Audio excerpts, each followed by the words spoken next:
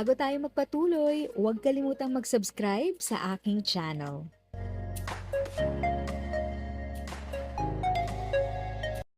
Thank you sa pag-click ng aking video. Good day po sa lahat ng mga nanonood. Sa mga bagong viewers at napadaan lang, by the way, I'm Tita Eda. Welcome to my channel.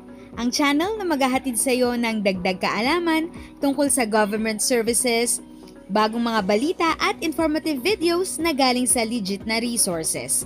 Mag-subscribe na para updated ka.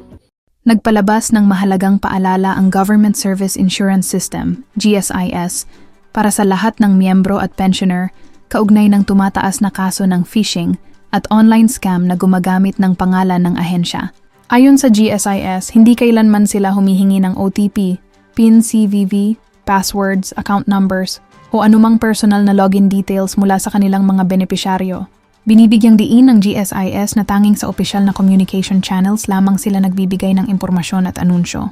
Mariin nilang pinapayuhan ang publiko na huwag magbahagi ng sensitibong impormasyon sa sinumang nagpapakilalang empleyado o kinatawan ng GSIS, lalo na kung ito ay sa pamamagitan ng text, email, o social media messages. Nagbabala rin ang ahensya na ang anumang paglabag sa seguridad ng personal na impormasyon ay maaring magresulta sa panlilinlang, pagkawala ng pera, at pagkompromiso ng accounts ng mga miyembro.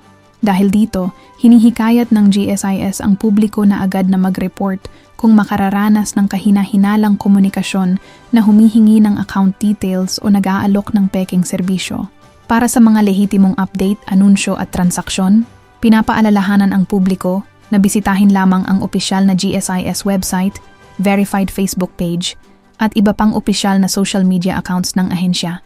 Tinitiyak ng GSIS na patuloy silang magsasagawa ng hakbang laban sa mga scammers upang maprotektahan ang kapakanan ng kanilang mga miyembro at pensioners. Ang paalalang ito ay bahagi ng kampanya ng GSIS upang palakasin ang cybersecurity awareness at tuluyang maiwasan ang pagkadawit ng kanilang mga miyembro sa anumang uri ng panloloko online. If sa tingin mo, natulungan ka ng video ko na ito, nakasave ka sa oras mo, you can click yung thanks button at any amount ay malaking help sa pag-grow ng channel ko. Yun lang po muna ang aking update. Sana ay nakatulong na dagdag kaalaman ang aking shinare today. Ang goal ng aking channel ay mag-create ng awareness.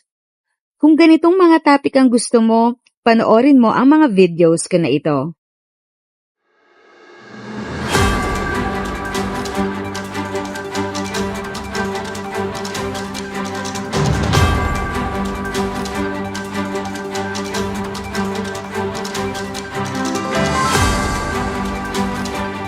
Thanks for watching! Kung may kapamilya, kaibigan o kakilala sa tingin mo ay magiging interesado sa video, please share or tag sila sa comment section.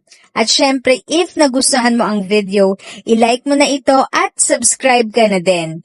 As always, feel free to write your questions, comments, and opinions respectfully. And continue to be a blessing and stay safe!